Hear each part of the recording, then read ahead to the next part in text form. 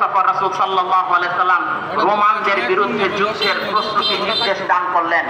27 সফর কালেকশন বেশি, আমি মিষ্টি কালেকশন বেশি। রাসূলের নাতি পালক পুত্রের ছেলে উসামা ইবনে সায়েদকে এই রোমানদের বিরুদ্ধে পরিচালিত যুদ্ধের সর্বাধিনায়ক নিযুক্ত করলেন।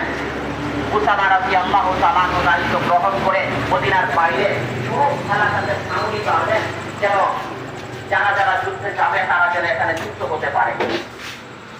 এরপরে রাসূলুল্লাহ সাল্লাল্লাহু আলাইহি সাল্লামের দৈহিক অবস্থার ক্রমান্বয়ে অবনতি হওয়ার কারণে এই কাফেলাটা যেতে পারে নাই। কালকে শুধু ভিডিও করে নিয়ে গেছিলাম, আজকে ইনশাআল্লাহ মিষ্টি ট্রাই করার জন্য আসছি।